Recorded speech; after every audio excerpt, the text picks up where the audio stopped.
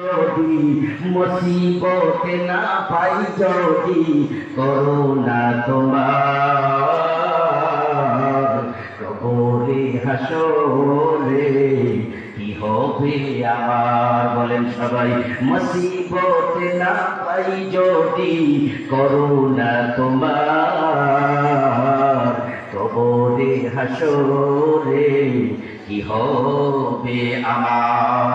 এই কবরে তিনটা প্রশ্নের মধ্যে প্রথম প্রশ্ন হলো মান রাব্বুকা, তোমার রবকে। সুতরাং যারা পাঁচ ওয়াক্ত নামাজের মাধ্যমে আল্লাহ আমার রব এই কথাটা পরিচয় দিবে, সে বলবে রাব্বি আল্লাহ। দ্বীন আল ইসলাম নবী মুহাম্মদ সাল্লাল্লাহু আলাইহি ওয়াসাল্লাম উত্তর দেওয়ার পর ফেরেশতা আল্লাহর কাছে বলবে আল্লাহ তোমার বান্দা তো যথাযথ উত্তর দিয়েছে, এখন কি করব? আল্লাহ তাআলা বলবেন হে ফেরেশতা শোনো, আমার বান্দার কবরটাকে প্রশস্ত করে দাও। সুবহানাল্লাহ। আল্লাহ কতটুকু প্রশস্ত করব? মাত্তাল বাসার, চোখের দৃষ্টি যতটুকু হয় এতটুকু তার কবরটাকে বড় করে দাও। সুবহানাল্লাহ বলেন।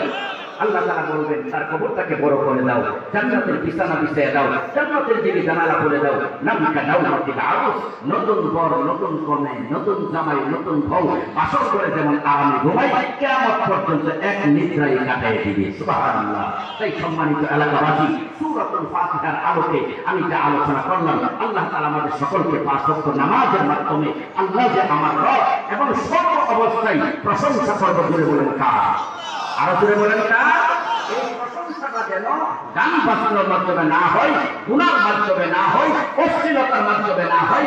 আল্লাহর প্রশংসা যেন কোরআন তেলাওয়াতের মাধ্যমে হয়, নামাজের মাধ্যমে হয়, দুরূদের মাধ্যমে হয়। আল্লাহ আমাদের সকলকে তৌফিক দান করুন।